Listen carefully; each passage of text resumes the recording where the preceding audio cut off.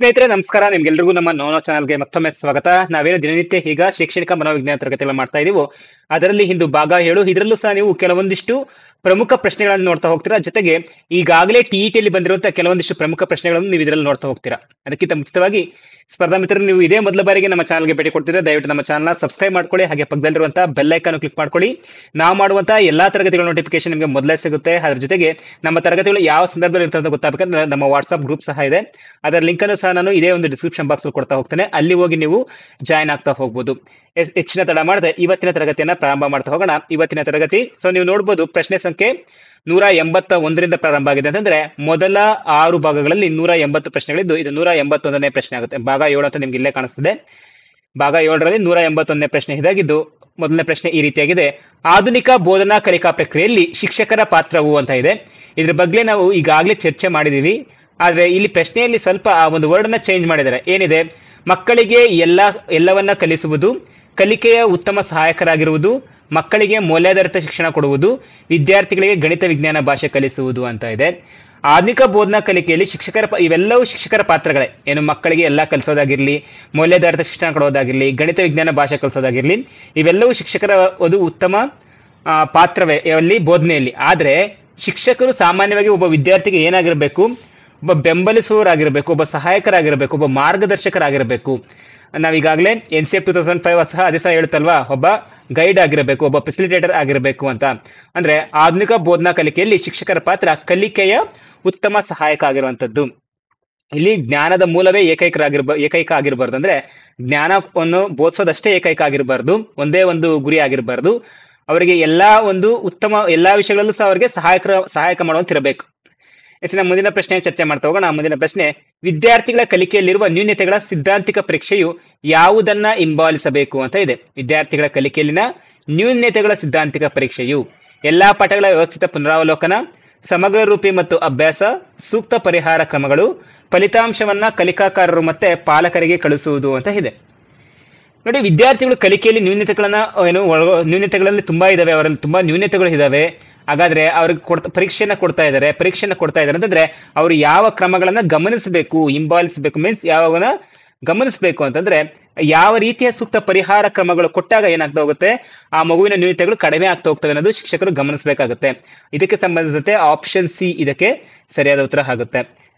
ಮುಂದಿನ ಪ್ರಶ್ನೆಯನ್ನ ಚರ್ಚೆ ಮಾಡ್ತಾ ಹೋಗೋಣ. ಮುಂದಿನ ಪ್ರಶ್ನೆ: ಕಲಿಕಾಕಾರರ ದೋಷಗಳು ಸಾಮಾನ್ಯವಾಗಿ ಏನನ್ನ ಪ್ರತಿಪಾದಿಸುತ್ತದೆ ಅಂತ ಕೇಳಿದರೆ, ಅವರು ಹೇಗೆ ಕಲಿಯುತ್ತಾರೆ ಎಂಬುದನ್ನ, ಕಲಿಕೆಯಲ್ಲಿ ಅನುಪಸ್ಥಿತಿ, ಯಾಂತ್ರಿಕ ರೂಢಿಯ ಅಗತ್ಯತೆ, ಕಲಿಕಾಕಾರರ ಸಮಾಜೋ ಆರ್ಥಿಕ ಸ್ಥಿತಿಗತಿ ಅಂತ ಇದೆ.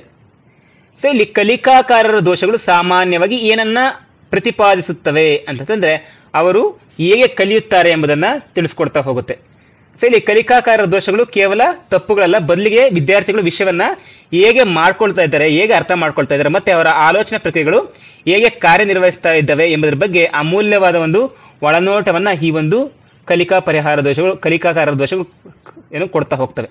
ಅಂದ್ರೆ ಅವರು ಹೇಗೆ ಕಲಿಯುತ್ತಾರೆ ಎಂಬುದು ಸಹ ನಮ್ಗಿಲ್ಲಿ ತುಂಬಾ ಇಂಪಾರ್ಟೆಂಟ್ ಆಗ್ತಾ ಹೋಗುತ್ತೆ. ಅದನ್ನೇ ಅದು ಪ್ರತಿಪಾದಿಸ್ತಾ ಹೋಗುತ್ತೆ, ಕಲಿಕಾಕಾರರ ದೋಷಗಳು. ಆಪ್ಷನ್ ಎ ಇದಕ್ಕೆ ಸರಿಯಾದ ಉತ್ತರ ಆಗ್ತಾ ಹೋಗುತ್ತೆ. ಇಲ್ಲಿ ಶಿಕ್ಷಕರು ಏನ್ ಮಾಡ್ತಾರೆ, ಆ ದೋಷಗಳನ್ನ ವಿಶ್ಲೇಷಿಸಿ ವಿದ್ಯಾರ್ಥಿಗಳ ಕಲಿಕಾ ಶೈಲಿ ಮತ್ತೆ ಗ್ರಹಿಕೆ ಮಟ್ಟವನ್ನ ತಿಳ್ಕೊಳ್ತಾ ಹೋಗ್ತಾರೆ. ಆ ದೋಷಗಳನ್ನ ಕಲಿಕಾಕಾರರು ದೋಷಗಳು ಮಾಡಿದಾಗ. ಇದರಿಂದ ಆಪ್ಷನ್ ಎ ಇದಕ್ಕೆ ಸರಿಯಾದ ಉತ್ತರ ಆಗ್ತಾ ಹೋಗುತ್ತೆ. ಮುಂದಿನ ಪ್ರಶ್ನೆ ಚರ್ಚೆ ಮಾಡ್ತಾ ಹೋಗೋಣ. ಮುಂದಿನ ಪ್ರಶ್ನೆ: ಕಲಿಕಾಕಾರರ ಸೃಜನಶೀಲತೆಯನ್ನ ಹೆಚ್ಚಿಸಬೇಕಂತಂದ್ರೆ, ಕ್ರಿಯೇಟಿವಿಟಿ ಹೆಚ್ಚಿಸಬೇಕಂತಂದ್ರೆ ಏನ್ ಮಾಡಬೇಕು ಒಬ್ಬ ಕಲಿಕಾಕಾರನಿಗೆ ಅಂತಂದ್ರೆ ಇಲ್ಲಿ ಆಪ್ಷನ್ಸ್ ನ ಕೊಟ್ಟಿದ್ದಾರೆ.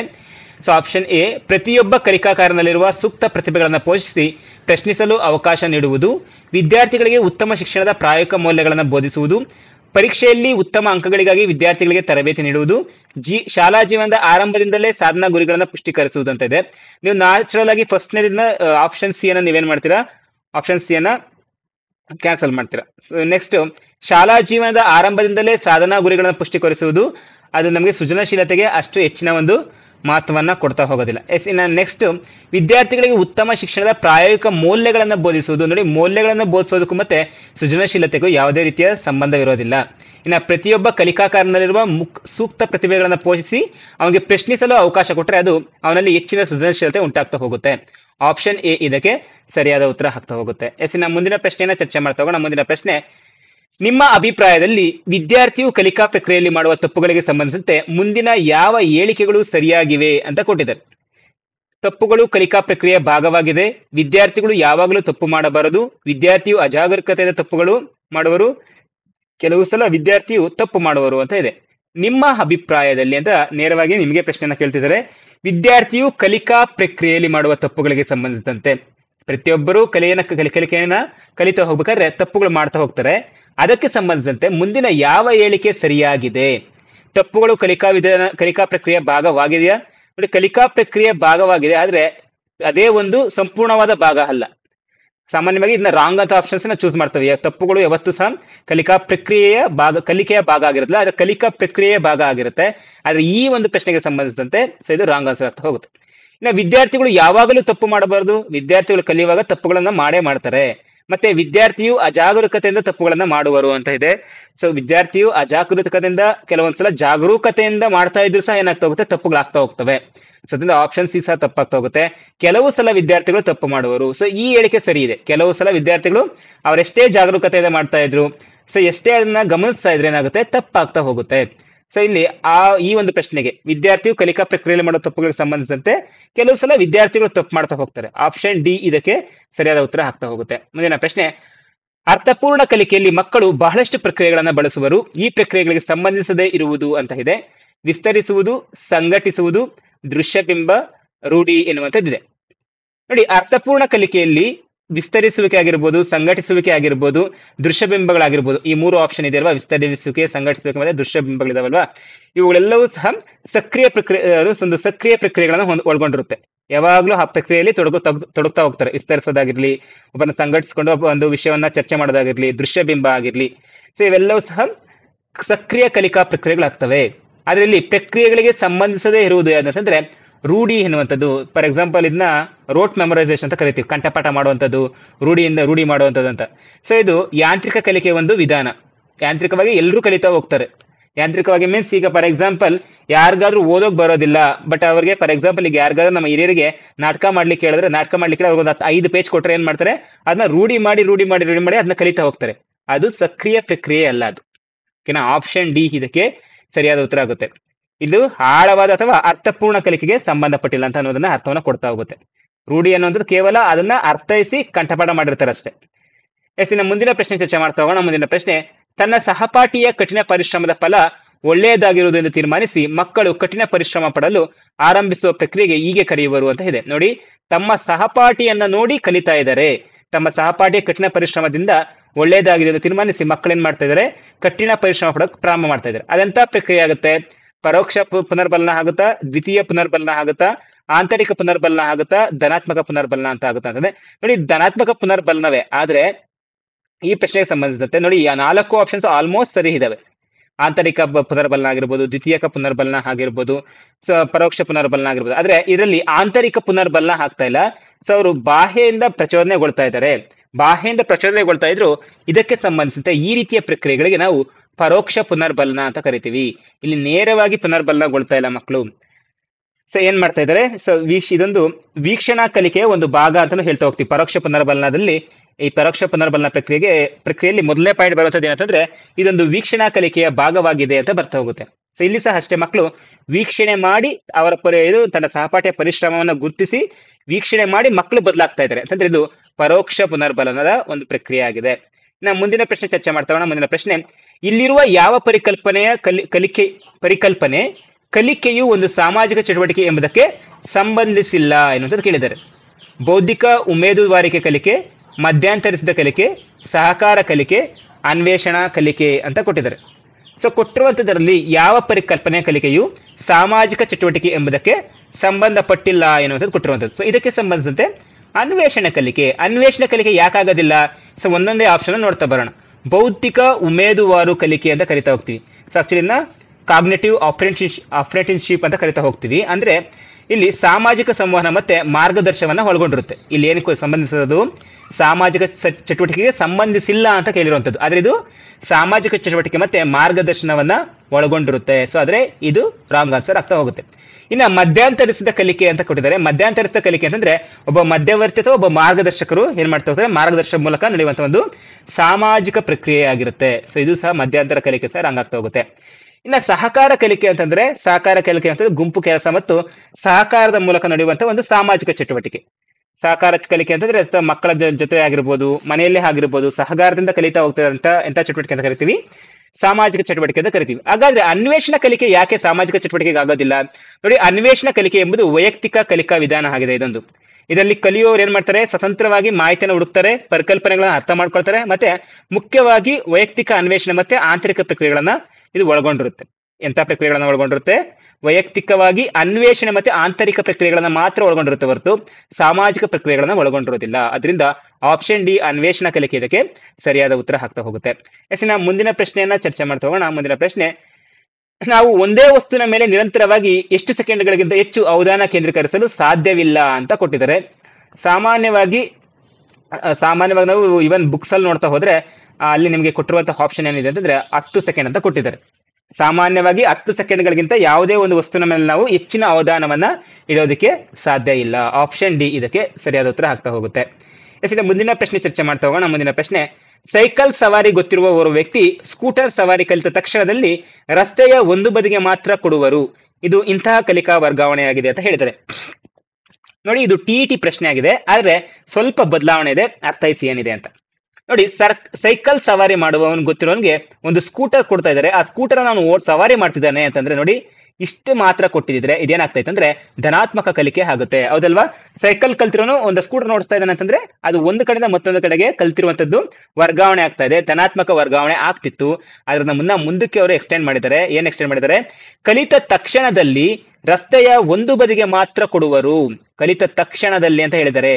ತಕ್ಷಣದಲ್ಲಿ ಅಂತಂದ್ರೆ ಅವರು ಸಂಪೂರ್ಣ ಧನಾತ್ಮಕವಾಗಿ ಅದು ವರ್ಗಾವಣೆ ಆಗ್ತಾ ಇದೆ, ಆದ್ರೆ ಸಂಪೂರ್ಣವಾಗಿ ವರ್ಗಾವಣೆ ಆಗಿಲ್ಲ. ಇದು ಭಾಗಶಃ ಧನಾತ್ಮಕ ಕಲಿಕೆಯ ವರ್ಗಾವಣೆಗೆ ಉದಾಹರಣೆ ಆನ್ಸರ್ ಆಗ್ತಾ ಹೋಗುತ್ತೆ. ನಾನು ಹೇಳಿದ್ದೀನಿ ಎಷ್ಟು ಬಂದ್ರೆ ಮಾತ್ರ ಆನ್ಸರ್ ಅಂತ. ಲಾಸ್ಟ್ ಟೈಮ್ ಟಿಇಟಿಲಿ ಇದೇ ಒಂದು ಎಕ್ಸಾಂಪಲ್ ನ ಕೊಟ್ಟಿದ್ರು. ಒಬ್ಬ ಸೈಕಲ್ ಸವಾರ ಒಬ್ಬ ಸ್ಕೂಟರ್ ಅನ್ನ ಸವಾರಿ ಮಾಡ್ತಿದ್ದಾನೆ ಅಂತಂದ್ರೆ ಇದು ಎಂಥ ಒಂದು ಕಲಿಕಾ ವರ್ಗಾವಣೆ ಅಂತ. ಸೊ ಅದು ನೇರವಾಗಿ ಧನಾತ್ಮಕ ಕಲಿಕಾ ವರ್ಗಾವಣೆ. ಅದರಲ್ಲೂ ಅವ್ರು ಏನಾದ್ರು ಕಲಿತ ತಕ್ಷಣದಲ್ಲಿ ಒಂದು ಕಡೆಗೆ ಮಾತ್ರ, ಒಂದು ಬದಿಗೆ ಮಾತ್ರ ಏನಾದ್ರು ರಸ್ತೆ ಬಳಿ ಮಾತ್ರ ಚಲನೆ ಮಾಡ್ತಿದ್ದಾರೆ ಅಂತಂದ್ರೆ ಅದ್ರ ಅರ್ಥ ಏನು? ಫಸ್ಟ್ ಅವರು ಒಂದು ಸಮತೋಲನವನ್ನ ಕಂಡುಕೊಂಡಿರೋದು. ಸಮತೋಲನ ಮೀನ್ಸ್ ಒಂದು ಸೈಕಲ್ ಒಂದು ಗಾಡಿಯನ್ನ ಬ್ಯಾಲೆನ್ಸ್ ಮಾಡೋದಾಗಿರ್ಲಿ, ಮತ್ತೆ ಆ ರಸ್ತೆ ನಿಯಮಗಳನ್ನ ತಿಳ್ಕೊಳ್ಳೋದಾಗಿರ್ಲಿ, ಇವುಗಳನ್ನೆಲ್ಲವನ್ನು ತಿಳ್ಕೋಬೇಕು. ಅವಾಗಲೇ ಅವನು ಸಂಪೂರ್ಣವಾಗಿ ಒಬ್ಬ ಸ್ಕೂಟರ್ ಸವಾರ ಆಗ್ತಾ ಹೋಗ್ತಾನೆ ಅಲ್ವಾ? ಸೊ ಇದಕ್ಕೆ ಸಂಬಂಧಿಸಿದಂತೆ ಇದು ಪಾಸಿಟಿವ್ ಟ್ರಾನ್ಸ್ಫರ್ ಲರ್ನಿಂಗ್, ಧನಾತ್ಮಕ ಕಲಿಕಾ ವರ್ಗಾವಣೆ, ಆದ್ರೆ ಭಾಗಶಃ ಧನಾತ್ಮಕ ಕಲಿಕಾ ವರ್ಗಾವಣೆ ಆಗ್ತಾ ಹೋಗುತ್ತೆ. ಮುಂದಿನ ಪ್ರಶ್ನೆಯನ್ನ ಚರ್ಚೆ ಮಾಡ್ತಾ ಹೋಗೋಣ. ಸೊ ಇದು ನಿಮ್ಗೆ ಸಾಮಾನ್ಯವಾಗಿ ನಿಮಗೆ ಭಾಗಶಃ ಧನಾತ್ಮಕ ಕಲಿಕಾ ವರ್ಗಾವಣೆ ಅನ್ನೋದು ಬರೋದಿಲ್ಲ. ಆಪ್ಷನ್ಸ್ ನಿಮ್ಮ ಒಂದು ಯಾವ್ದಾದ್ರು ಬುಕ್ ನೀವು ರೆಫರ್ ಮಾಡ್ತಾ, ಇವನ್ ವಾಮದೇವಪ್ಪ ಬುಕ್ ಅಲ್ಲಿ ಆಗಿರ್ಬೋದು.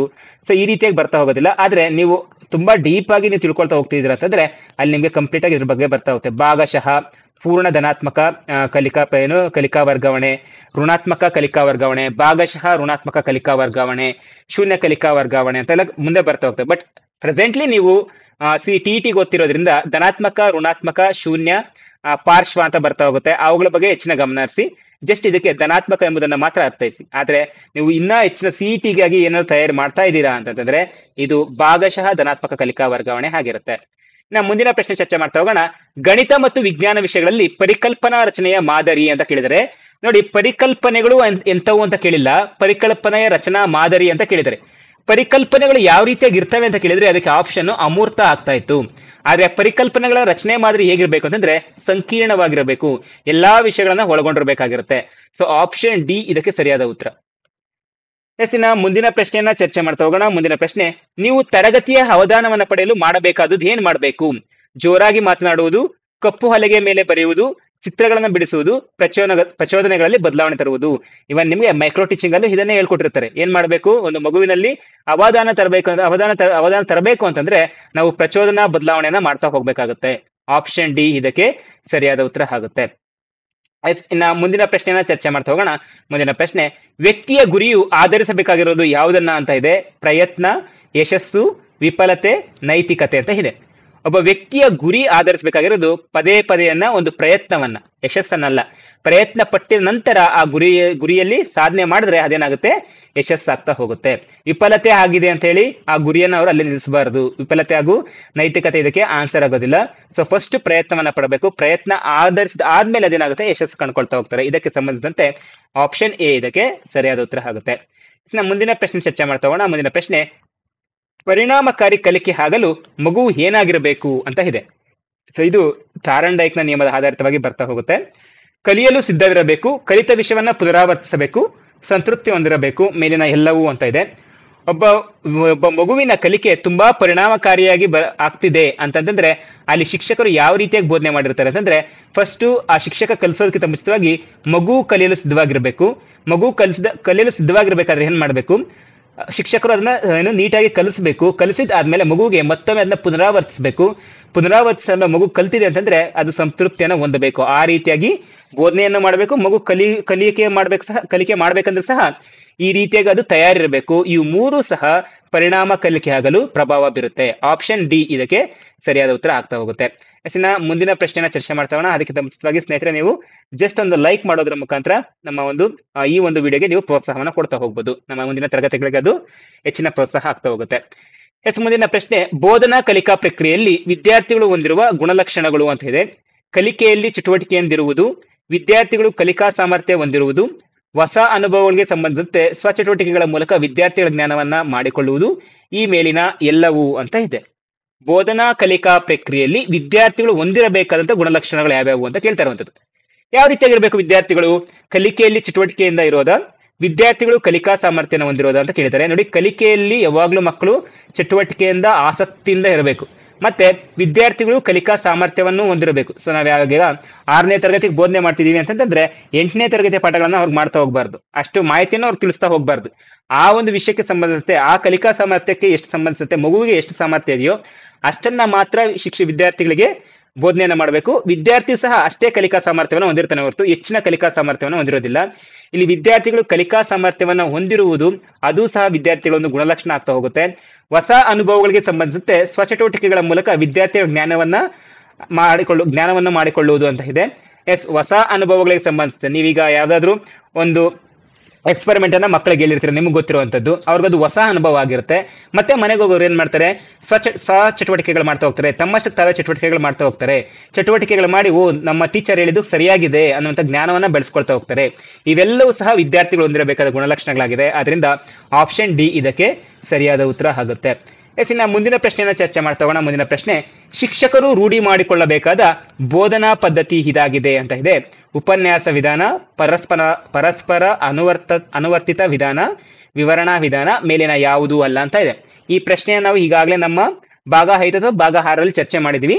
ಒಬ್ಬ ಶಿಕ್ಷಕರು ರೂಢಿ ಮಾಡ್ಕೋಬೇಕಾಗಿರುವಂತಹ ಬೋಧನಾ ವಿಧಾನ ಯಾವುದಂದ್ರೆ ಅದು ಪರಸ್ಪರ ಅನುವರ್ತಿತ ವಿಧಾನ. ಮಕ್ಕಳೊಂದಿಗೆ ಮತ್ತೆ ಶಿಕ್ಷಕರು ಇಬ್ಬರು ಪರಸ್ಪರವಾಗಿ ಅನುವರ್ತನೆ ಮಾಡ್ಬಿಟ್ಟು ಏನ್ ಮಾಡ್ತೆ, ಆ ವಿಧಾನದ ಮೂಲಕ ಅವರು ಒಂದು ಬೋಧನಾ ವಿಧಾನವನ್ನ ಮಾಡ್ತಾ ಹೋಗ್ಬೇಕಾಗುತ್ತೆ. ಅಲ್ಲಿ ಮಕ್ಕಳು ತೊಡಗಿರಬೇಕು, ಪಾಠದಲ್ಲಿ ಶಿಕ್ಷಕರು ತೊಡಗಿರಬೇಕು. ಆವಾಗ ಶಿಕ್ಷಕರು ಅಂತಹ ಒಂದು ಬೋಧನಾ ವಿಧಾನವನ್ನೇ ರೂಢಿ ಮಾಡ್ಕೊಳ್ತಾ ಹೋಗ್ಬೇಕಾಗುತ್ತೆ. ಪರಸ್ಪರ ಅನುವರ್ತಿತ ವಿಧಾನ ಇದಕ್ಕೆ ಸರಿಯಾದ ಉತ್ತರ ಆಗ್ತಾ ಹೋಗುತ್ತೆ. ಮುಂದಿನ ಪ್ರಶ್ನೆ ಚರ್ಚೆ ಮಾಡ್ತಾ ಹೋಗೋಣ. ಮುಂದಿನ ಪ್ರಶ್ನೆ, ಮಕ್ಕಳಲ್ಲಿ ಕಲಿಕೆ ಆಗುವುದು ಯಾವಾಗ ಅಂತ ಕೇಳಿದರೆ, ಜ್ಞಾನವನ್ನ ನೆನಪಿನಲ್ಲಿ ಇಟ್ಕೊಳ್ಳೋದ್ರಿಂದನ, ಪಠ್ಯಪುಸ್ತಕ ಓದೋದ್ರಿಂದನ, ಶಿಕ್ಷಕರಿಂದಾಗುವ ಜ್ಞಾನ ವರ್ಗಾವಣೆಯಿಂದನ, ಚಟುವಟಿಕೆ ಮಾಡೋದ್ರಿಂದನ ಅಂತ ಹೇಳಿದೆ. ನೋಡಿ, ಈ ಎಲ್ಲದರಿಂದ ಸಹ ಕಲಿಕೆ ಆಗ್ತಾ ಹೋಗುತ್ತೆ. ನೋಡಿ, ಈ ತರ ಆಪ್ಷನ್ಸ್ ಅಲ್ಲಿ ನಿಮಗೆ ಮೇಲಿನ ಎಲ್ಲವೂ ಅಂತ ಏನಾದ್ರು ಒಂದು ಆಪ್ಷನ್ ಕೊಟ್ಟಿಲ್ಲ ಅಂತಂದ್ರೆ ಇದರಲ್ಲಿ ಯಾವುದಕ್ಕೆ ನಾವು ಹೆಚ್ಚು ಪ್ರಿಯಾರಿಟಿ ಕೊಡಬೇಕು ಅಂತಂದ್ರೆ, ಮಗುವಿಗೆ ಮೊದಲು ಆಕ್ಟಿವಿಟಿ ಅನ್ನೋದೇನಾದ್ರು ಬಂದಿತ್ತು ಅಂತಂದ್ರೆ ಅದಕ್ಕೆ ನಾವು ಹೆಚ್ಚಿನ ಪ್ರಿಫರೆನ್ಸ್ ಅನ್ನ ಕೊಡಬೇಕು. ನಿಮಗೆ NCF 2005 ಅದನ್ನೇ ಹೇಳುತ್ತೆ, ಮಗುವಿಗೆ ಆಕ್ಟಿವಿಟೀಸ್ ಮುಖಾಂತರ ಮಾಡಿಸುವಂತದ್ನ ಆಕ್ಟಿವಿಟೀಸ್ ಮುಖಾಂತರ ನಾವು ಹೆಚ್ಚು ಕಲಿಸ್ತಾ ಹೋಗ್ಬೇಕಾಗತ್ತೆ. ಆ ರೋಟ್ ಮೆಥಡ್ ಅಂತ ಇದೆಯಲ್ವಾ, ಕಂಠಪಾಠ ಮಾಡುವಂತ ಮೆಥಡ್ ನ ಕಡಿಮೆ ಮಾಡಬೇಕು. ಆಕ್ಟಿವಿಟೀಸ್ ಮುಖಾಂತರ ಮಕ್ಕಳಿಗೆ ಕಲಿಕೆನ ಕಲಿಸ್ತಾ ಹೋಗ್ಬೇಕು ಅಂತ ಇದೆ. ಇದೊಂದು ನೆನಪಿನಲ್ಲಿ ಹಿಡಿ. ಯಾವಾಗ್ಲೂ ಅಷ್ಟೇ ನಮ್ಗೆ ಆಪ್ಷನ್ಸ್ ಅಲ್ಲಿ ಮೇಲಿನ ಎಲ್ಲವೂ, ಸೊ ಈ ರೀತಿಯಾಗಿ ಆಪ್ಷನ್ ಏನಿಲ್ಲ. ನಿಮ್ಗೆ ನಾಲ್ಕು ಒಂದೇ ರೀತಿಯಾಗಿ ನಿಮ್ಗೆ ಆನ್ಸರ್ಸ್ ಕಾಣಿಸ್ತಾ ಇದೆ ಅಂತಂದ್ರೆ ಅವಾಗ ನೀವು ಅದರಲ್ಲಿ ಯಾವ್ದಕ್ಕೆ ಆನ್ಸರ್ ಮಾಡ್ಬೇಕಂದ್ರೆ ಚಟುವಟಿಕೆ ಮಾಡೋದ್ರಿಂದ. ಸೊ ಚಟುವಟಿಕೆಗಳಿದಾವಲ್ವಾ, ಸೊ ಇಲ್ಲಿ ಆಪ್ಷನ್ ಡಿ ಅಲ್ಲಿದೆ, ಚಟುವಟಿಕೆ ಮಾಡೋದ್ರಿಂದ. ಆಪ್ಷನ್ ಡಿ ಇದಕ್ಕೆ ಸರಿಯಾದ ಉತ್ತರ ಆಗುತ್ತೆ. ಸೊ ಚಟುವಟಿಕೆಗಳನ್ನೇ ಮಗು ಕೇಂದ್ರಿತ ಆಧಾರಿತವಾಗಿ ಬೋಧನೆ ಮಾಡುವಂಥದ್ದು. ಚಟುವಟಿಕೆ ಆಧಾರಿತವಾಗಿರುವಂಥವೆಲ್ಲ ಸಹ ಮಗು ಕೇಂದ್ರಿತ ಬೋಧನೆ ಆಗಿರುತ್ತೆ. ಆಪ್ಷನ್ ಡಿ ಇದಕ್ಕೆ ಸರಿಯಾದ ಉತ್ತರ ಆಗಿರುತ್ತೆ. ಮುಂದಿನ ಪ್ರಶ್ನೆ ಚರ್ಚೆ ಮಾಡ್ತಾ ಹೋಗೋಣ. ಒಂದು ಮಗು ಹೆಚ್ಚು ಕಲಿಬೇಕಂದ್ರೆ ಏನ್ ಮಾಡ್ಬೇಕು? ಪಠ್ಯ ಪುಸ್ತಕದ ಮೂಲಕ ಬೋಧಿಸ್ಬೇಕಾ, ಗಣಕಯಂತ್ರದ ಮೂಲಕ ಬೋಧಿಸ್ಬೇಕಾ, ಉಪನ್ಯಾಸ ಪದ್ಧತಿಯ ಮೂಲಕ ಬೋಧಿಸ್ಬೇಕಾ, ಚಟುವಟಿಕೆಯ ಪದ್ಧತಿಯ ಮೂಲಕ ಬೋಧಿಸ್ಬೇಕಾ? ನೋಡಿ, ಅದೇ ಪ್ರಶ್ನೆ ಮತ್ತೆ ರಿಪೀಟ್ ಆಗಿದೆ. ಇಲ್ಲಿ ಮಗುವು ಕಲಿಬೇಕು ಅಂತಂದ್ರೆ ಸೊ ನಮಗಿಲ್ಲಿ ಶೈಕ್ಷಣಿಕ ಮನೋವಿಜ್ಞಾನದಲ್ಲಿ ಮಗುವೇ ಅತಿ ಪ್ರಮುಖ ಆಗ್ತಾ ಹೋಗುತ್ತೆ. ಆದ್ರೆ ಮಗು ಹೆಚ್ಚು ಕಲಿಬೇಕಂತಂದ್ರೆ ಯಾವ ಪದ್ಧತಿ ಮೂಲಕ ಕಲಿಬೇಕು? ಚಟುವಟಿಕೆ ಪದ್ಧತಿ ಮೂಲಕ ಬೋಧಿಸಿದಾಗ ಮಗು ಹೆಚ್ಚಿನ ಒಂದು ಕಲಿಕೆಯನ್ನ ಪಡಿತಾ ಹೋಗುತ್ತೆ. ನೀವು ಪಠ್ಯಪುಸ್ತಕ ಮೂಲಕ ಬೋಧಿಸೋದಾಗಿರ್ಲಿ, ಗಣಕಯಂತ್ರದ ಮೂಲಕ ಬೋಧಿಸೋದಾಗಿರ್ಲಿ, ಉಪನ್ಯಾಸ ಪದ್ಧತಿಯ ಮೂಲಕ ಬೋಧಿಸೋದಾಗಿರ್ಲಿ, ಮಗು ಕಲಿಯುತ್ತೆ, ಕಲಿಯೋದಿಲ್ಲ ಅಂತಲ್ಲ. ಆದ್ರೆ ಹೆಚ್ಚು ಕಲಿಕೆಯಲ್ಲಿ ಹೆಚ್ಚು ಪರಿಣಾಮಕಾರಿಯಾಗಿರ್ಬೇಕು ಅಂತಂದ್ರೆ ಚಟುವಟಿಕೆ ಪದ್ಧತಿಯ ಮೂಲಕ ಬೋಧಿಸಿದಾಗ ಅದು ಹೆಚ್ಚು ಪರಿಣಾಮಕಾರಿಯಾಗಿ ಹೆಚ್ಚು ಕಲಿತಾ ಹೋಗುತ್ತೆ. ಆಪ್ಷನ್ ಡಿ ಇದಕ್ಕೆ ಸರಿಯಾದ ಉತ್ತರ ಆಗುತ್ತೆ. ಇನ್ನ ಮುಂದಿನ ಪ್ರಶ್ನೆಯನ್ನು ಚರ್ಚೆ ಮಾಡ್ತಾ ಹೋಗೋಣ. ಮುಂದಿನ ಪ್ರಶ್ನೆ, ವಿದ್ಯಾರ್ಥಿಗಳು ವಿಭಿನ್ನ ವಿಧಾನಗಳನ್ನ ಕಲಿಯುವುದು, ಶಿಕ್ಷಕರ ಉಪನ್ಯಾಸದಿಂದ, ಪ್ರಯೋಗ, ಚರ್ಚೆ, ಪ್ರಶ್ನಿಸುವುದು, ಚಟುವಟಿಕೆಗಳನ್ನ ಮಾಡುವುದು ಮತ್ತು ಪ್ರತಿಕ್ರಿಯೆಗಳಿಂದ, ಶಿಕ್ಷಕರಿಂದ ನಿರ್ದೇಶಿತ ಮತ್ತು ನಿಯಂತ್ರಿತ ಪಠ್ಯಪುಸ್ತಕ ಆಧಾರಿತ ಬೋಧನೆಯಿಂದ ಮೇಲಿನ ಯಾವುದೂ ಅಲ್ಲ ಅಂತ ಇದೆ. ಆಲ್ಮೋಸ್ಟ್ ಶೈಕ್ಷಣಿಕ ಮನೋವಿಜ್ಞಾನದಲ್ಲಿ ಮೇಲಿನ ಯಾವುದೂ ಅಲ್ಲ ಎನ್ನುವಂಥದ್ದು ಆನ್ಸರ್ ಬಂದ್ರೆ ಆಲ್ಮೋಸ್ಟ್ ರಾಂಗ್ ಆನ್ಸರ್ ಆಗಿರುತ್ತೆ. 99% ಆಲ್ಮೋಸ್ಟ್ ರಾಂಗ್ ಆಗಿರುತ್ತೆ. ಮೇಲಿನ ಎಲ್ಲವೂ ಅಂತ ಬಂದಿದ್ರೆ ಆಲ್ಮೋಸ್ಟ್ ಅದೇ 99% ಆಗ್ತಾ ಹೋಗಿರುತ್ತೆ. ನಿಮ್ಗೆ ರೇರ್ ಈ ರೀತಿಯಾಗಿ ಇನ್ನು ಕ್ವಶನ್ಸ್ ಅಲ್ಲಿ ಮೇಲಿನ ಎಲ್ಲವೂ, ಮೇಲಿನ ಯಾವುದು ಅಲ್ಲ ಅಂತ ಬರುವಂಥದ್ದು. ನಿಮ್ಗೆ 30 ಪ್ರಶ್ನೆಗಳಿದ್ರೆ ಸಾಮಾನ್ಯವಾಗಿ ಒಂದು ಪ್ರಶ್ನೆ ಇಲ್ಲ 2 ಪ್ರಶ್ನೆ ಇಷ್ಟಷ್ಟೇ ಮೇಲಿನ ಎಲ್ಲವೂ, ಮೇಲಿನ ಯಾವುದು ಅಲ್ಲ ಅಂತ ಬರ್ತಾ ಹೋಗುತ್ತೆ. ಅದರಲ್ಲೂ ಕನ್ಫ್ಯೂಷನ್ ಮಾಡಿ ಕೇಳಿರ್ತಾನೆ. ಸೊ ಸರಿಯಾಗಿ ನೀವು ಅರ್ಥೈಸಿ ಆನ್ಸರ್ ಆಗ್ತಾ ಹೋಗ್ಬೇಕಾಗುತ್ತೆ. ವಿದ್ಯಾರ್ಥಿಗಳು ವಿಭಿನ್ನ ವಿಧಾನಗಳನ್ನ ಯಾವಾಗ ಕಲಿತಾರೆ, ವಿಭಿನ್ನ ವಿಧಾನಗಳಿಂದ ಯಾವಾಗ ಕಲಿತಾ ಹೋಗ್ತಾರೆ? ಉಪನ್ಯಾಸದಿಂದ ಬರೀ ಕೇಳ್ತಾರೆ ಅಷ್ಟೇ, ಕಲಿಯೋದಿಲ್ಲ, ಹೆಚ್ಚಾಗಿ ಅವರು ಕಲಿಯೋದಿಲ್ಲ. ಆದ್ರೆ ಯಾವಾಗ ಪ್ರಯೋಗಗಳನ್ನ ಮಾಡ್ತಾರೋ, ಯಾವಾಗ ಚರ್ಚೆಗಳನ್ನ ಮಾಡ್ತಾರೋ, ಯಾವಾಗ ಪ್ರಶ್ನಿಸೋದು ಕಲಿತಾ ಹೋಗ್ತಾರೋ, ಚಟುವಟಿಕೆಗಳನ್ನ ಮಾಡ್ತಾ ಹೋಗ್ತಾರೋ, ಸೊ ಜೊತೆಗೆ ಪ್ರತಿಕ್ರಿಯೆಗಳಿಂದ, ಪ್ರತಿಕ್ರಿಯೆ ಮೀನ್ಸ್ ನೀವೀಗ ಶಿಕ್ಷಕರಾಗಿರ್ತೀರಾ, ನೀವು ಸರಿಯಾಗಿ ಪ್ರತಿಕ್ರಿಯೆ ಕೊಟ್ರೆ ಅವರು ಸಹ ಮಕ್ಕಳು ನಿಮ್ಮಲ್ಲಿ ನಮ್ಗೆ ಟೀಚರು ತುಂಬಾ ಚೆನ್ನಾಗಿ ಪ್ರತಿಕ್ರಿಯೆ ಕೊಡ್ತಿದ್ದಾರೆ, ನಾವು ಕಲಿಬೇಕು ಅನ್ನುವಂತ ಒಂದು ಹೊಸ ರೀತಿಯಾಗಿ ಅವರು ವಿಭಿನ್ನವಾಗಿ ಕಲಿತಾ ಹೋಗ್ತಾರೆ. ಸೊ ಇದಕ್ಕೆ ಸಂಬಂಧಿಸಿದಂತೆ ಆಪ್ಷನ್ ಬಿ ಇದಕ್ಕೆ ಸರಿಯಾದ ಉತ್ತರ ಆಗುತ್ತೆ. ಇನ್ನು ಮುಂದಿನ ಪ್ರಶ್ನೆಯನ್ನ ಚರ್ಚೆ ಮಾಡ್ತಾ ಹೋಗೋಣ. ಮುಂದಿನ ಪ್ರಶ್ನೆ, 6 ರಿಂದ 11 ವರ್ಷದ ವಯೋಮಿತಿಯ ಮಕ್ಕಳ ಗುಂಪಿನ ಗುಣಲಕ್ಷಣಗಳು ಈ ರೀತಿಯಾಗಿರ್ತವೆ ಅಂತ ಇದೆ. ಸೊ ಇದನ್ನು ಸಾಮಾನ್ಯವಾಗಿ ನಾವು ಬಾಲಾವಸ್ಥೆ ಮುಂದಿನ ಅಂತ ಕರಿತಾ ಹೋಗ್ತೀವಿ. ಸಹಜ ಮತ್ತು ಸಕ್ರಿಯ ಕಲಿಕಾಕಾರರು, ಕಲಿಕೆಗಾಗಿ ಶಿಕ್ಷಕರನ್ನ ಅವಲಂಬಿಸಿರುತ್ತಾರೆ, ಶಿಕ್ಷಕರಿಂದ ಜ್ಞಾನವನ್ನ ಪಡೆಯುತ್ತಾರೆ, ಕಲಿಕೆಯಲ್ಲಿ ಆಸಕ್ತಿ ಇರೋದಿಲ್ಲ ಅಂತ ಇದೆ. ಸಾಮಾನ್ಯವಾಗಿ 6 ರಿಂದ 11 ವರ್ಷದ ವಯೋಮಿತಿ ಗುಂಪಿನ ಮಕ್ಕಳ ಗುಣಲಕ್ಷಣಗಳು ಏನಾಗಿರ್ತವೆ? ಸಾಮಾನ್ಯವಾಗಿ ಅವರು ಕಲಿಯೋದಕ್ಕೆ ಹೆಚ್ಚು ಇಷ್ಟಪಡ್ತಿರ್ತಾರೆ. ನೀವೀಗ ನೋಡ್ಬೋದು, 6 ರಿಂದ 11 ಅಲ್ಲ, ಮಗುಗೆ 4-5 ವರ್ಷದಿಂದನೇ ಒಂದು ಪುಸ್ತಕ ಕೊಟ್ಬಿಟ್ರೆ ಅದ್ರ ಮೇಲೆ ಗೀಚ್ತಾ ಇರುತ್ತೆ. ಒಂದು 5-6 ವರ್ಷ ಆದ್ಮೇಲೆ ಆ ಇಮಿಟೇಷನ್ ಅನುಕರಣೆ ಮಾಡ್ತಾ ತಮ್ಮಲ್ಲಿ ಮನೇಲಿ ಯಾರಾದ್ರೂ ಇದೆ ಅಥವಾ ಪಕ್ಕದ ಮನೆಗಳಲ್ಲಿ ಯಾರಾದ್ರೂ ಇದ್ರೆ ಅದನ್ನ ನೋಡಿ ಸಹಜವಾಗಿ ಸಕ್ರಿಯವಾಗಿ ಅದಷ್ಟೇ ಕಲಿತಾ ಹೋಗುತ್ತೆ. ಅದನ್ನ ಪೋಷಕರು ಬೆಂಬಲಿಸಿದಾಗ ಮಾತ್ರ ಅದು ಮಗು ಹೆಚ್ಚಿನ ಕಲಿಕೆಯಲ್ಲಿ ತೊಡಗುತ್ತೆ. ಇನ್ ಕೇಸ್ ಆ ಸಮಯದಲ್ಲಿ ಮಗುಗೆ ಹೆಚ್ಚಿನಾಗಿ ಯಾವ ಪೋಷಕರು ಅಥವಾ ಶಿಕ್ಷಕರು ಅವರಿಗೆ ಪ್ರೇರೇಪಿಸಿಲ್ಲ ಅಂತಂದ್ರೆ ಮಗು ಸಕ್ರಿಯ ಕಲಿಕಾಕಾರ ಆಗೋದಿಲ್ಲ. ಸೊ ಇಲ್ಲಿ ಮಗುವಿನ ಈ ವಯಸ್ಸು ತುಂಬಾ ಇಂಪಾರ್ಟೆಂಟ್ ಆಗ್ತಾ ಹೋಗುತ್ತೆ. ಇದಕ್ಕೆ ಸಂಬಂಧಿಸಿದಂತೆ ಸಹಜ ಮತ್ತು ಸಕ್ರಿಯ ಕಲಿಕಾಕಾರರಾಗ್ತಾರೆ. ಆಪ್ಷನ್ ಎ ಇದಕ್ಕೆ ಸರಿಯಾದ ಉತ್ತರ ಆಗ್ತಾ ಹೋಗುತ್ತೆ.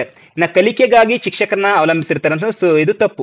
ಏನಕ್ಕೆ ತಪ್ಪು ನೋಡಿ, ಮಗು ಶಿಕ್ಷಕರಿಂದಾನು ಕಲಿತೆ, ಮನೆಗೆ ಬಂದಾಗ ತಂದೆ ತಾಯಿ ಪೋಷಕರಿಂದ ಕಲಿತಾ ಹೋಗುತ್ತೆ, ಸಮಾಜದಲ್ಲೂ ಕಲಿತಾ ಹೋಗುತ್ತೆ. ಕೇವಲ ಶಿಕ್ಷಕರನ್ನ ಮಾತ್ರ ಯಾವತ್ತೂ ಅವಲಂಬಿಸಿರೋದಿಲ್ಲ. ಶಿಕ್ಷಕರಿಂದ ಜ್ಞಾನ ಪಡೆಯುತ್ತಾರೆ, ಇದು ಆಲ್ಮೋಸ್ಟ್ ಸರಿ. ಶಿಕ್ಷಕರಿಂದನೂ ಜ್ಞಾನ ಪಡಿತಾರೆ, ಆದ್ರೆ ಎಲ್ಲರಿಂದಲೂ ಜ್ಞಾನ ಪಡಿತಾರೆ. ಅವರು ಪ್ರತಿಯೊಂದು ವಿಷಯವನ್ನು ನೋಡ್ತಾರೆ, ಸರಿ ತಪ್ಪುಗಳಂತ ಯಾವ್ದು ತಿಳ್ಕೊಳ್ತಾ ಹೋಗ್ತಾರೆ. ಈ ವಯಸ್ಸಿನಲ್ಲಿ ಎಲ್ಲವನ್ನೂ ಅವರು ಕಲಿಕೆ ಅಂತಾನೆ ಭಾವಿಸ್ತಾ ಹೋಗ್ತಾರೆ. 6 ರಿಂದ 11 ವರ್ಷದಲ್ಲಿ ಸುಮಾರು ಅವರು ಒಂದು ಅಡೋಲಸೆನ್ಸ್ ತಾರುಣ್ಯಾವಸ್ಥೆಗೆ ಬಂದಾದ್ಮೇಲೆ ಅದು ಯಾವ್ದು ಸರಿ, ಯಾವ್ದು ತಪ್ಪು, ಯಾವ್ದನ್ನ ಮಾಡಬಾರ್ದು, ಯಾವ್ದನ್ನ ಮಾಡ್ಬೇಕೆನ್ನುವಂತ ಒಂದು ಮಾಹಿತಿಯನ್ನ ತಿಳ್ಕೊಳ್ತಾ ಹೋಗ್ತಾರೆ. ಇದಕ್ಕೆ ಸಂಬಂಧಿಸಿದಂತೆ ಆಪ್ಷನ್ ಎ ಇದಕ್ಕೆ ಸರಿಯಾದ ಉತ್ತರ ಆಗಿರುತ್ತೆ. ಇನ್ನು ಮುಂದಿನ ಪ್ರಶ್ನೆ ಚರ್ಚೆ ಮಾಡ್ತಾ ಹೋಗೋಣ. ಮುಂದಿನ ಪ್ರಶ್ನೆ, ಪ್ರಾಥಮಿಕ ವಿಭಾಗ ಮಕ್ಕಳಿಗೆ ಬೋಧಿಸಲು ಸೂಕ್ತ ವಿಧಾನ ಅಂತ ಕೊಟ್ಟಿದ್ದಾರೆ. ಪ್ರಯತ್ನ ಪ್ರಮಾದ ವಿಧಾನ, ಅನುಕರಣೆಯ ವಿಧಾನ, ಉಪನ್ಯಾಸದ ವಿಧಾನ, ಆಟದ ವಿಧಾನ ಅಂತ ಇದೆ. ನೋಡಿ, ಆಪ್ಷನ್ಸ್ ಓದ ತಕ್ಷಣ ನಿಮ್ಗೆ ಆನ್ಸರ್ ಅರ್ಥ ಆಗಿರ್ಬೇಕು. ಇಲ್ಲಿ ಯಾವ್ದಾದ್ರು ವಿಧಾನ ಬಂದಿರ್ಲಿ, ಫಸ್ಟ್ ಅದು ಯಾವ್ದ್ರ ಮೇಲೆ ಆಗಿರ್ಬೇಕು, ಆಕ್ಟಿವಿಟಿ ಬೇಸ್ಡ್ ಮೆಥಡ್ ಆಗಿರ್ಬೇಕು. ಆಕ್ಟಿವಿಟಿ ಬೇಸ್ಡ್ ಮೆಥಡ್ ಇವರಲ್ಲಿ ಯಾವ್ದಿದೆ? ಫಸ್ಟ್ ನೋಡಿ, ನಮ್ಗೆ ಆಲ್ಮೋಸ್ಟ್ ಪ್ರಯತ್ನ ಪ್ರಮಾದ ವಿಧಾನ ಆಗ್ಬೋದಿತ್ತು, ಆದ್ರೆ ಆಟದ ವಿಧಾನ ಅಂತ ಇದೆ, ಇದು ಆಕ್ಟಿವಿಟಿ ಬೇಸ್ಡ್ ಮೆಥಡ್ ಆಗುತ್ತೆ. ಆಪ್ಷನ್ ಡಿ ಆಟದ ವಿಧಾನ ಇದಕ್ಕೆ ಸರಿಯಾದ ಉತ್ತರ ಆಗುತ್ತೆ. ಪ್ರಾಥಮಿಕ ವಿಭಾಗದ ಮಕ್ಕಳಿಗಷ್ಟೇ ಅಲ್ಲ, ಇವನ್ ನೀವು ಪ್ರೌಢ ವಿಭಾಗದ ಮಕ್ಕಳಾಗಿರ್ಬೋದು, ಅಲ್ಲಿ ಸಹ ಇಲ್ಲಿ ಪ್ರಾಥಮಿಕ ಮಕ್ಕಳಿಗೆ ಆಟದ ವಿಧಾನ ಬರುತ್ತೆ. ಉನ್ನತ ಪ್ರಾಥಮಿಕ ಪ್ರೌಢ ವಿಭಾಗದಲ್ಲಿ ಇದು ಚಟುವಟಿಕೆ ವಿಧಾನವಾಗಿ ಬದಲಾವಣೆ ಆಗ್ತಾ ಹೋಗುತ್ತೆ. ಇದೇ ಚಟುವಟಿಕೆ ವಿಧಾನವಾಗಿ ಬದಲಾಗ್ತಾ ಹೋಗುವಂಥದ್ದು. ಅವರು ಆಟದ ಮೂಲಕ ಕಲಿತಾ ಹೋಗ್ತಾರೆ, ಆಟದ ವಿಧಾನದ ಮೂಲಕ ಕಲಿತಾ ಹೋಗ್ತಾರೆ. ಪ್ರೌಢಶಾಲಾ ಮಕ್ಕಳು ಅದನ್ನೇ ಚಟುವಟಿಕೆಯಾಗಿ ಪರಿವರ್ತಿಸಿ ಇನ್ನೂ ಅದರಲ್ಲಿ ಹೆಚ್ಚಿನ ಅಂಶಗಳನ್ನ ಕಲಿತಾ ಹೋಗ್ತಾರೆ ಅಷ್ಟೇ. ಸೊ ಆಟದ ವಿಧಾನ ಅಥವಾ ಚಟುವಟಿಕೆ ವಿಧಾನ ತುಂಬಾ ಇಂಪಾರ್ಟೆಂಟ್ ಆಗುತ್ತೆ ನಿಮ್ಮ ಟಿಇಟಿಗೆ. ಮುಂದಿನ ಪ್ರಶ್ನೆ ಚರ್ಚೆ ಮಾಡ್ತಾ ಹೋಗೋಣ. ಮುಂದಿನ ಪ್ರಶ್ನೆ, ಕಲಿಕಾಕಾರರನ್ನ ಯಾವ ವಿಷಯದಲ್ಲಿ ಪ್ರೋತ್ಸಾಹಿಸಬಾರದು ಅಂತ ಇದೆ. ನೋಡಿ, ಇಷ್ಟೊತ್ತು ನಾವು ಕಲಿಕೆಗಾರರ ಮಕ್ಕಳ ಬಗ್ಗೆ ಚರ್ಚೆ ಮಾಡ್ತಾ ಇದ್ದೀವಿ. ಇವಾಗ ಯಾವ್ದ್ರಲ್ಲಿ ಪ್ರೋತ್ಸಾಹಿಸಬಾರದು ಹೇಳಿದ್ದಾರೆ. ಯಾವ್ದ್ರಲ್ಲಿ? ತರಗತಿಯ ಒಳಗೆ ಹೊರಗೆ ಸಾಧ್ಯವಾದಷ್ಟು ಪ್ರಶ್ನೆ ಕೇಳುವುದು, ಗುಂಪು ಕಾರ್ಯಗಳಲ್ಲಿ ಇತರ ಸಹಪಾಠಿಗಳೊಂದಿಗೆ ಸಕ್ರಿಯವಾಗಿ ಭಾಗವಹಿಸುವುದು, ಸಾಧ್ಯವಾದಷ್ಟು ಸಹಪಾಠ್ಯ ಚಟುವಟಿಕೆಗಳಲ್ಲಿ ಭಾಗವಹಿಸುವುದು, ಶಿಕ್ಷಕರು ಕೇಳಬಹುದಾದ ಎಲ್ಲಾ ಪ್ರಶ್ನೆಗಳಿಗೆ ಉತ್ತರಗಳನ್ನು ನೆನಪಿನಲ್ಲಿಡುವುದು. ನೋಡಿ, ತರಗತಿಯ ಒಳಗೆ ಹೊರಗೆ ಸಾಧ್ಯವಾದಷ್ಟು ಪ್ರಶ್ನೆಗಳನ್ನ ಕೇಳಿದಷ್ಟು ಏನಾಗ್ತಾ ಹೋಗುತ್ತೆ ಅಂದ್ರೆ ಮಗುವಿನಲ್ಲಿ ಹೆಚ್ಚು ಹೆಚ್ಚು ಪ್ರಶ್ನೆಗಳು ಉದ್ಭವ ಆಗ್ತಾ ಹೋಗ್ತವೆ. ನಾನು ಎಲ್ಲೇ ಪ್ರಶ್ನೆಯನ್ನ ಕೇಳಿದ್ರು ನಮ್ಮ ಟೀಚರ್ ನಮಗೆ ಆನ್ಸರ್ ಮಾಡ್ತಾರೆ ಸೊ ಅನ್ನುವಂಥದ್ದು ಅವ್ರಿಗೆ ಗೊತ್ತಾಗ್ತಾ ಹೋಗುತ್ತೆ, ಮತ್ತೆ ಹೆಚ್ಚಿನ ವಿಷಯಗಳನ್ನ ಕಲಿತಾ ಹೋಗ್ತಾರೆ. ಸೊ ಇದು ಪ್ರೋತ್ಸಾಹಿಸುವಿಕೆಯ ಒಂದು ವಿಧಾನ ಆಗ್ತಾ ಹೋಗುತ್ತೆ. ಇನ್ನು ಗುಂಪು ಕಾರ್ಯಗಳಲ್ಲಿ ಇತರ ಸಹಪಾಠಿಗಳೊಂದಿಗೆ ಸಕ್ರಿಯವಾಗಿ ಭಾಗವಹಿಸುವುದು, ಇದು ಸಹ ತುಂಬಾ ಪ್ರಮುಖವಾದ ಭಾಗ ಆಗ್ತಾ ಹೋಗುತ್ತೆ. ಸಾಧ್ಯವಾದಷ್ಟು ಸಹಪಾಠ್ಯ ಚಟುವಟಿಕೆಗಳಲ್ಲಿ ಭಾಗವಹಿಸುವುದು, ಇದು ಸಹ ಪ್ರೋತ್ಸಾಹಿಸುವಂತ ವಿಧಾನವೇ. ಗುಂಪು ಕಾರ್ಯಗಳಲ್ಲಿ ಸಹಪಾಠಿಗಳನ್ನು ಸಕ್ರಿಯವಾಗಿ ಭಾಗವಹಿಸುವುದು ಸಹ ಪ್ರೋತ್ಸಾಹಿಸುವ ವಿಧಾನವೇ ಆಗಿರುತ್ತೆ. ಆದ್ರೆ ಇದು ಆಲ್ಮೋಸ್ಟ್ ರಾಂಗ್ ಆಗುತ್ತೆ. ಆಲ್ಮೋಸ್ಟ್ ಏನಕ್ಕೆ ಆಲ್ಮೋಸ್ಟ್ ಅಂತ ಹೇಳ್ತೀನಿ ಅಂದ್ರೆ, ಶಿಕ್ಷಕರು ಕೇಳಬಹುದಾದ ಎಲ್ಲಾ ಪ್ರಶ್ನೆಗಳಿಗೆ ಉತ್ತರಗಳನ್ನು ನೆನಪಿನಲ್ಲಿ ಇಡ್ತಾ ಇದ್ದಾರೆ ಅಂತಂದ್ರೆ, ನೆನಪಿನಲ್ಲಿ ಇಡುವಂತ ನಾನು ಈಗಾಗಲೇ ಹೇಳಿದ್ದು ರೋಟ್ ಮೆಥಡ್ ಆಗುತ್ತೆ, ಕಂಠಪಾಠದ ವಿಧಾನ ಆಗುತ್ತೆ. ಸೊ ಅದಕ್ಕೆ ಪ್ರೋತ್ಸಾಹಿಸಬಾರ್ದು, ಮಗುಗೆ ಅರ್ಥ ಮಾಡ್ಕೊಳ್ಳೋಕೆ ಕೇಳಬೇಕು. ಸೊ ಆಪ್ಷನ್ ಡಿ ಇದಕ್ಕೆ ಸರಿಯಾದ ಉತ್ತರ ಆಗ್ತಾ ಹೋಗುತ್ತೆ. ಮುಂದಿನ ಪ್ರಶ್ನೆ ಚರ್ಚೆ ಮಾಡ್ತಾ ಹೋಗೋಣ. ಮುಂದಿನ ಪ್ರಶ್ನೆ, ಮೊದಲು ಕಲಿತ ವಿಷಯಗಳ ಬಗ್ಗೆ ಪುನರಾವಲೋಕನ ಮಾಡಲು ಮತ್ತು ಪುನಸ್ಕರಿಸಲು ಕಲಿಕಾಕಾರರಿಗೆ ಸಹಾಯ ಮಾಡಬೇಕು. ಏಕೆಂದರೆ ಈಗಾಗಲೇ ಹಿಂದೆ ಕಲ್ತಿರ್ತಾರೆ. ಫಾರ್ ಎಕ್ಸಾಂಪಲ್ ಈಗ 8th 9th ಅಲ್ಲಿ ಕಲ್ತಿರ್ತಾರೆ. ಈಗ 10th ಅಲ್ಲಿ ಅವರು ಇದ್ದಾರೆ. 10th ಅಲ್ಲಿ ಇರಬೇಕಾದ್ರೆ ಅವರಿಗೆ ಕೆಲವೊಂದು ವಿಷಯಗಳ ಬಗ್ಗೆ ಪುನರಾವಲೋಕನೆ ಮಾಡಲು ಮತ್ತೆ ಪುನಸ್ಕರಿಸಲು ಕಲಿಕಾಕಾರರಿಗೆ ಸಹಾಯ ಮಾಡಬೇಕು. ಏನಕ್ಕೆ? ಇದು ತರಗತಿಯ ಬೋಧನೆಗೆ ಸೂಕ್ತ ಆರಂಭ ಒದಗಿಸುತ್ತಾ, ಹೊಸ ಮಾಹಿತಿಯನ್ನ ಹಳೆಯ ಜ್ಞಾನದೊಂದಿಗೆ ಸಹಸಂಬಂಧೀಕರಿಸುವುದು ಕಲಿಕೆಯನ್ನು ಉತ್ತೇಜಿಸುತ್ತಾ, ಇದು ಹಳೆಯ ಪಾಠಗಳನ್ನ ಉಜಾರಣೆ ಮಾಡುವ ಪರಿಣಾಮಕಾರಿ ವಿಧಾನನ, ಇದು ಕಲಿಕಾಕಾರರ ಸ್ಮೃತಿಯನ್ನು ಹೆಚ್ಚಿಸಿ ಕಲಿಕೆಯನ್ನು ವೃದ್ಧಿಸುತ್ತದೆ ಅಂತ ಕೇಳಿದೆ. ಸೊ ಇದಕ್ಕೆ ಸಂಬಂಧಿಸಿದಂತೆ ಏನಾಗ್ತಾ ಹೋಗುತ್ತೆ ನೋಡಿ, ಮೊದಲು ಕಲಿತ ವಿಷಯಗಳ ಬಗ್ಗೆ ಈಗ ಮತ್ತೆ ಪುನರಾವಲೋಕನ ಮಾಡ್ತಿದ್ರೆ ಶಿಕ್ಷಕರು ಯಾವ ಸಮಯದಲ್ಲಿ ಮಾಡ್ತಾರೆ ಇದನ್ನ? ಸಾಮಾನ್ಯವಾಗಿ ಪೀಠಿಕೆಯ ಹಂತದಲ್ಲಿ ಇದನ್ನ ಮಾಡ್ತಾ ಹೋಗ್ತಾರೆ. ಏನಕ್ಕೆ ಮಾಡ್ತಾ ಹೋಗ್ತಾರೆ? ಹೊಸ ಮಾಹಿತಿಯನ್ನ ಹಳೆಯ ಜ್ಞಾನದೊಂದಿಗೆ ಸಹಸಂಬಂಧಿಸಿ ಹೊಸ ಕಲಿಕೆಯನ್ನ ಇನ್ನೂ ಹೆಚ್ಚಿನದಾಗಿ ಮಾಡ್ತಾ ಹೋಗೋದಕ್ಕೆ ಬಳಸ್ತಾ ಹೋಗ್ತಾರೆ. ಸೊ ನೀವೀಗ ಲೆಸನ್ ಪ್ಲಾನ್ಸ್ ನ ಬರೀತೀರಾ. ಲೆಸನ್ ಪ್ಲಾನ್ ಅಲ್ಲಿ ನೀವು ಪೀಠಿಕೆ ಒಂದು ಅಂತ ಏನಿದೆಯೋ ಆ ಹಂತದಲ್ಲಿ ನೀವೆಲ್ಲ ಮಗು ಹಿಂದೆ ಏನ್ ಕಲ್ತಿದೆ ಅದನ್ನೇ ನೀವು ಅದನ್ನ ಬೇಸಾಗಿ ಇಟ್ಕೊಂಡು ಏನ್ ಮಾಡ್ತೀರಾ, ಆ ಪೀಠಿಕೆಯ ಪ್ರಶ್ನೆಗಳನ್ನ ಹಾಕ್ತಾ ಹೋಗ್ತೀರಾ. ಆ ಪೀಠಿಕೆ ಪ್ರಶ್ನೆಗಳನ್ನ ಹಾಕಿದ ಆದ್ಮೇಲೆ ಬೋಧನೆಯಲ್ಲಿ ನೀವೇನ್ ಮಾಡ್ತೀರಾ, ಹೊಸ ಜ್ಞಾನವನ್ನ ಅದಕ್ಕೆ ಸಂಬಂಧಿಸಿದಂತೆ ಅದಕ್ಕೆ ಮಾಹಿತಿನ ತಿಳಿಸ್ಕೊಡ್ತಾ ಹೋಗ್ತೀರಾ. ಸೊ ಇದಕ್ಕೆ ಸಂಬಂಧಿಸಿದಂತೆ ಆಪ್ಷನ್ ಬಿ ನೇ ಸರಿಯಾದ ಉತ್ತರ. ಇದು ತರಗತಿಯ ಬೋಧನೆಗೆ ಸೂಕ್ತ ಆರಂಭ ಒದಗಿಸುವುದು, ಇದು ಬೆಸ್ಟ್. ಸೊ ಅಂದ್ರೆ ಇದು ಆಲ್ಮೋಸ್ಟ್ ಸರಿ ಉತ್ತರ ಆಗುತ್ತೆ. ಆದ್ರೆ ತರಗತಿಗೆ ಸೂಕ್ತ ಆರಂಭ ಹೇಗೆ ಒದಗಿಸುತ್ತೆ? ಹೊಸ ಮಾಹಿತಿಯನ್ನ ಹಳೆಯ ಜ್ಞಾನದೊಂದಿಗೆ ಸಹಸಂಬಂಧೀಕರಿಸೋದ್ರಿಂದ ಕಲಿಕೆಯನ್ನ ಹೆಚ್ಚು ಉತ್ತೇಜಿಸುವಂತದ್ದು ಮಾಡ್ತಾ ಹೋಗುತ್ತೆ. ಆಪ್ಷನ್ ಬಿ ಇದಕ್ಕೆ ಸರಿಯಾದ ಉತ್ತರ ಆಗುತ್ತೆ. ಇನ್ನು ಮುಂದಿನ ಪ್ರಶ್ನೆನ ಚರ್ಚೆ ಮಾಡ್ತಾ ಹೋಗೋಣ. ಮುಂದಿನ ಪ್ರಶ್ನೆ, ಸಂಪೂರ್ಣವಾಗಿ ಅವಲೋಕನ ಮಾಡಬಹುದಾದ ವರ್ತನೆಯನ್ನ ಮಾತ್ರ ಆಧರಿಸಿದ ಕಲಿಕಾ ಸಿದ್ಧಾಂತ ಯಾವುದಕ್ಕೆ ಸಂಬಂಧಿಸಿದೆ ಅಂತ ಇದೆ. ಬೌದ್ಧಿಕತೆ, ವಿಕಾಸ, ವರ್ತನವಾದ, ಸಂರಚನಾವಾದ ಅಂತ ಇದೆ. ಸಂಪೂರ್ಣವಾಗಿ ಅವಲೋಕನ ಮಾಡಬಹುದಾದ ವರ್ತನೆಯನ್ನ ಮಾತ್ರ ಅವಲಂಬಿಸಿದೆ ಅಂತಂದ್ರೆ ಎಂತದಾಗುತ್ತೆ? ವರ್ತನವಾದ ಕಲಿಕಾ ಸಿದ್ಧಾಂತಕ್ಕೆ ಸಂಬಂಧಿಸಿರುವಂತದ್ದು. ಆಪ್ಷನ್ ಸಿ ಇದಕ್ಕೆ ಸರಿಯಾದ ಉತ್ತರ ಆಗುತ್ತೆ. ನಾವು ಮುಂದಿನ ಪ್ರಶ್ನೆ ಚರ್ಚೆ ಮಾಡ್ತಾ ಹೋಗೋಣ. ಮುಂದಿನ ಪ್ರಶ್ನೆ, ಇವುಗಳಲ್ಲಿ ಯಾವುದು ಕಲಿಕೆಯ ಗುಣಲಕ್ಷಣ ಎಂದು ಪರಿಗಣಿಸಲಾಗುವುದಿಲ್ಲ ಅಂತ ಇದೆ.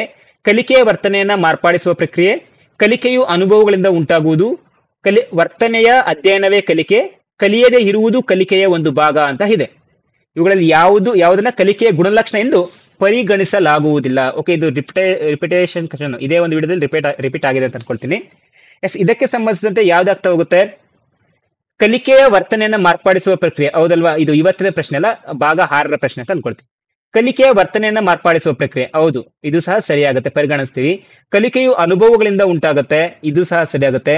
ವರ್ತನೆಯ ಅಧ್ಯಯನವೇ ಕಲಿಕೆ ಆಗ್ತಾ ಹೋಗುತ್ತೆ, ಸೊ ಇದು ಸಹ ಸರಿಯಾಗ್ತಾ ಹೋಗುತ್ತೆ. ಆದ್ರೆ ಕಲಿಯದೇ ಇರುವುದು ಕಲಿಕೆಯ ಒಂದು ಭಾಗ ಅಂತ, ಅದು ಕಲಿಕೆಯ ಗುಣಲಕ್ಷಣ ಆಗೋದಿಲ್ಲ. ಆಪ್ಷನ್ ಡಿ ಇದಕ್ಕೆ ಸರಿಯಾದ ಉತ್ತರ ಆಗುತ್ತೆ.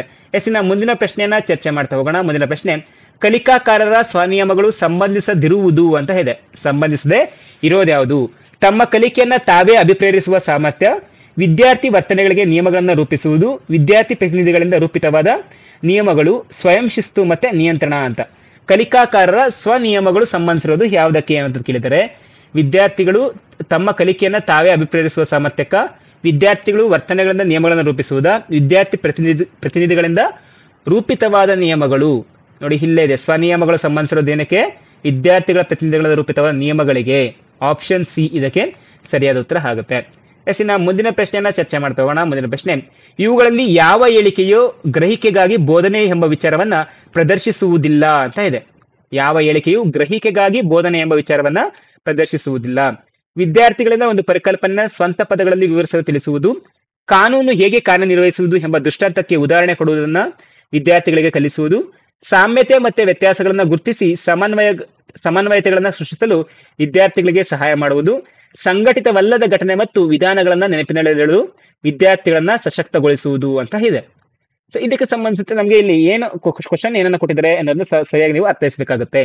ಗ್ರಹಿಕೆಗಾಗಿ ಬೋಧನೆ ಎಂಬ ವಿಚಾರವನ್ನ ಪ್ರದರ್ಶಿಸುವುದಿಲ್ಲ ಅಂತಂದ್ರೆ ಇಲ್ಲಿ ಕೊಟ್ಟಿರುವಂತಹ ಹೇಳಿಕೆಗಳನ್ನು ಸರಿಯಾಗಿ ಗಮನಿಸಿದ್ದೆ ಆದ್ರೆ ಇಲ್ಲಿ ನೀವು ನೋಡಬಹುದು ಆಪ್ಷನ್ ಡಿ ಯಲ್ಲಿ ಸಂಘಟಿತವಲ್ಲದ ಘಟನೆ ಮತ್ತು ವಿಧಾನಗಳನ್ನ ನೆನಪಿನಡಲು ವಿದ್ಯಾರ್ಥಿಗಳನ್ನ ಶಕ್ತಗೊಳಿಸುವುದಿಲ್ಲ ಅಂತ ಇದಕ್ಕೆ ಸರಿಯಾದ ಉತ್ತರ ಆಗುತ್ತೆ. ಅಂದ್ರೆ ಇದು ತಪ್ಪು ಅಂತ ಏನು ಸಂಬಂಧಿಸಿಲ್ಲ ಎನ್ನುವಂತ ಮಾಹಿತಿಯನ್ನ ಕೊಡ್ತಾ ಹೋಗುತ್ತೆ. ಇನ್ನು ಮುಂದೆ ಇರುವಂತಹ ಆಪ್ಷನ್, ಈ 3 ಆಪ್ಷನ್ಸ್ ಇದಕ್ಕೆ ಸರಿಯಾದ ಉತ್ತರ ಆಗ್ತಾ ಹೋಗುತ್ತೆ. ಇನ್ನು ಮುಂದಿನ ಪ್ರಶ್ನೆಯನ್ನ ಚರ್ಚೆ ಮಾಡ್ತಾ ಹೋಗೋಣ. ಮುಂದಿನ ಪ್ರಶ್ನೆ, ಇವುಗಳಲ್ಲಿ ಯಾವ ಕಲಿಕಾಕಾರರಲ್ಲಿ ಕಂಡುಬರುವ ವಾಚನ ತೊಂದರೆಯ ಚಿಹ್ನೆ ಎಲ್ಲ ಅಂತ ಇದೆ. ಇವುಗಳಲ್ಲಿ ಯಾವ ಕಲಿಕಾಕಾರರಲ್ಲಿ ಕಂಡುಬರುವ ವಾಚನ ತೊಂದರೆಯ ಚಿಹ್ನೆ ಎಲ್ಲ. ನಾನು ಏನಕ್ಕೆ 2 ಸಲ ಪ್ರಶ್ನೆ ಓದ್ತಾ ಇದ್ದೀನಿ ಅಂತಂದ್ರೆ ನಿಮಗೆ ಆ ಪ್ರಶ್ನೆಯನ್ನ ನೋಡಿದಾಗ ನೀವು ಯಾವತ್ತೂ ಅಷ್ಟೇ TET ನೀವು ಎಕ್ಸಾಮ್ ನ ಬರಿಬೇಕಾದ್ರೆ ಒಂದು ಸಲ ಕ್ವಶನ್ ಅನ್ನ ಓದ್ಬೇಡಿ, 2-3 ಸಲ ಕ್ವಶನ್ ಅನ್ನ ಓದಿ ಮತ್ತೆ ಆಪ್ಷನ್ಸ್ ಅನ್ನು ಓದಿ ಅರ್ಥೈಸಿ ನೀವು ಆನ್ಸರ್ ಮಾಡ್ತಾ ಹೋಗ್ಬೇಕಾಗುತ್ತೆ. ಇದಕ್ಕೆ ಸಂಬಂಧಿಸಿದಂತೆ ಅಕ್ಷರ ಮತ್ತೆ ಪದ ಗುರುತಿಸುವಿಕೆಯ ತೊಂದರೆ, ಓದುವ ವೇಗ ಮತ್ತು ನಿರಂತರತೆಯ ತೊಂದರೆ, ಪದ ಮತ್ತು ಯೋಚನೆಗಳನ್ನ ಅರ್ಥೈಸುವ ತೊಂದರೆ, ಕಾಗುಣಿತದ ಏಕರೂಪತೆ. ಯಾವ ಕಲಿಕಾಕಾರರಲ್ಲಿ ಕಂಡುಬರುವ ವಾಚನದ ತೊಂದರೆಯ ಚಿಹ್ನೆ ಎಲ್ಲ ಅಂತ ಕೇಳಿದರೆ ಇದು ಓದುವ ವೇಗ ಮತ್ತು ನಿರಂತರತೆ ತೊಂದರೆ, ಇದು ವಾಚನದ ತೊಂದರೆ ಎಲ್ಲ. ಏನಕ್ಕೆ? ಅವನಿಗೆ ಈಗಾಗಲೇ ಓದೋದು ಬರ್ತಾ ಇದೆ, ಅದು ನಿರಂತರತೆ ಓದ್ತಾ ಇಲ್ಲ, ಬಟ್ ಆದ್ರೆ ಅವನು ಓದ್ತಾ ಇದ್ದಾನೆ. ಸೊ ಇದು ಓದುವ ವೇಗ ಮತ್ತು ನಿರಂತರತೆ ತೊಂದರೆ, ಇದು ಚಿಹ್ನೆ ಎಲ್ಲ ಅಂತ ನಾವು ಪರಿಗಣಿಸ್ತಾ ಹೋಗ್ತೀವಿ. ಆಪ್ಷನ್ ಬಿ ಇದಕ್ಕೆ ಸರಿಯಾದ ಉತ್ತರ. ಇಂದಿನ ಕೊನೆಯ ಪ್ರಶ್ನೆ ಇದಾಗಿದ್ದು, ವಿದ್ಯಾರ್ಥಿ ಕೇಂದ್ರಿತ ಕಲಿಕೆಯನ್ನ ಪಠ್ಯಕ್ರಮದಲ್ಲಿ ಅಳವಡಿಸೋದ್ರಿಂದ ಯಾವ ಉಪಯೋಗ ಆಗೋದಿಲ್ಲ ಅಂತ ಕೇಳಿದರೆ ಇದಕ್ಕೆ ಸಂಬಂಧಿಸಿದಂತೆ ಚರ್ಚೆ ಮಾಡ್ತಾ ಹೋಗೋಣ. ಸ್ನೇಹಿತರೆ, ಅದಕ್ಕಿಂತ ಮುಂಚಿತವಾಗಿ ಜಸ್ಟ್ ಈ ವಿಡಿಯೋ ನಿಮಗೆ ಇಷ್ಟ ಆಗಿದ್ರೆ, ಈ ಪ್ರಶ್ನೆಗಳು ಇಷ್ಟ ಆಗಿದ್ರೆ ನಿಮಗೆ ಜಸ್ಟ್ ಒಂದು ಲೈಕ್ ಅನ್ನ ಕೊಡ್ತಾ ಹೋಗಿ ಮತ್ತೆ ಹೆಚ್ಚು ನಿಮ್ಮ ಸ್ನೇಹಿತರಿಗೆ ಶೇರ್ ಮಾಡ್ತಾ ಹೋಗಿ. ವಿದ್ಯಾರ್ಥಿಗಳಲ್ಲಿ ಅಭಿಪ್ರೇರಣೆಯನ್ನ ಬಲಪಡಿಸುವುದು, ಸಮವಯಸ್ಕರ ಸಂವಹನ ಸುಧಾರಿಸುವುದು, ವಿದ್ಯಾರ್ಥಿ ಶಿಕ್ಷಕರ ಸಂಬಂಧ ಏರ್ಪಡಿಸುವುದು, ಅನ್ವೇಷಣಾ ಕಲಿಕೆಯನ್ನ ನಿಧಾನಗೊಳಿಸುವುದು ಅಂತ ಇದೆ. ಯಾವುದು ಉಪಯೋಗ ಆಗುವುದಿಲ್ಲ ಎನ್ನುವಂಥದ್ದು ಕೊಟ್ಟಿರುವಂತದ್ದು. ವಿದ್ಯಾರ್ಥಿಗಳಲ್ಲಿ ಅಭಿಪ್ರೇರಣೆ ಬಲಗೊಳಿಸುವುದು, ಇದು ಉಪಯೋಗ ಆಗುತ್ತೆ ವಿದ್ಯಾರ್ಥಿಗಳಿಗೆ. ಸಮವಯಸ್ಕರ ಸಂವಹನ ಸುಧಾರಿಸುವುದು, ಇದು ಸಹ ಉಪಯೋಗ ಆಗ್ತಾ ಹೋಗುತ್ತೆ. ವಿದ್ಯಾರ್ಥಿಗಳ ಶಿಕ್ಷಕರ ಸಂಬಂಧ ಏರ್ಪಡಿಸುವಂಥದ್ದು, ಇದು ಉತ್ತಮವಾಗಿ ಉಪಯೋಗ ಆಗ್ತಾ ಹೋಗುತ್ತೆ. ಆದ್ರೆ ಅನ್ವೇಷಣೆ ಕಲಿಕೆ ಮಾಡುವಂಥದ್ದು ಅತಿ ಪ್ರಮುಖವಾಗಿರುತ್ತೆ, ಆದ್ರೆ ಅದನ್ನ ನಿಧಾನಗೊಳಿಸಬಾರದು. ಸೊ ಇದಕ್ಕೆ ಸಂಬಂಧಿಸಿದಂತೆ ಆಪ್ಷನ್ ಡಿ ಇದಕ್ಕೆ ಸರಿಯಾದ ಉತ್ತರ ಆಗಿರುತ್ತೆ. ಸ್ನೇಹಿತರೆ, ಇವಿಷ್ಟು ಸಂಪೂರ್ಣವಾಗಿ 30 ಪ್ರಶ್ನೆಗಳು. ಈ 30 ಪ್ರಶ್ನೆಗಳು ನೀವು ನೋಡಬಹುದು, ತುಂಬಾ ಅತಿ ಪ್ರಮುಖವಾಗಿ ಈಗಾಗಲೇ TETಗೆ ಬಂದಿರುವಂತಹ ಕೆಲವೊಂದಿಷ್ಟು ಪ್ರಮುಖ ಪ್ರಶ್ನೆಗಳು ಇದರಲ್ಲಿತ್ತು. ಇನ್ನು ಮುಂದಿನ ವಿಭಾಗದಲ್ಲಿ ಮತ್ತಷ್ಟು ಪ್ರಶ್ನೆಗಳೊಂದಿಗೆ ಚರ್ಚೆ ಮಾಡ್ತಾ ಹೋಗೋಣ. ಜಸ್ಟ್ ನೀವು ಮಾಡಬೇಕಾಗಿರುವಂತಹ ಸಹಾಯ ಇಷ್ಟೇ, ಜಸ್ಟ್ ನೀವು ಇದಕ್ಕೆ ಒಂದು ಲೈಕ್ ಅನ್ನ ಕೊಟ್ಟು ನಿಮ್ಮ ಸ್ನೇಹಿತರಿಗೂ ಶೇರ್ ಮಾಡಬೇಕಾಗಿರುವಂತದ್ದಷ್ಟೇ. ಸ್ನೇಹಿತರೆ, ಇನ್ನು ಮುಂದಿನ ಒಂದು ತರಗತಿಯಲ್ಲಿ ಮತ್ತಷ್ಟು ಶೈಕ್ಷಣಿಕ ಮನೋವಿಜ್ಞಾನದ ಪ್ರಶ್ನೆಗಳೊಂದಿಗೆ ಚರ್ಚೆ ಮಾಡ್ತಾ ಹೋಗೋಣ. ನಿಮಗೆಲ್ಲರಿಗೂ ಮತ್ತೊಮ್ಮೆ ಧನ್ಯವಾದಗಳನ್ನು ತಿಳಿಸ್ತಾ ಇಲ್ಲಿಗೆ ಇಂದಿನ ತರಗತಿಯನ್ನು ಮುಗಿಸ್ತಾ ಇದ್ದೇನೆ. ಧನ್ಯವಾದಗಳು.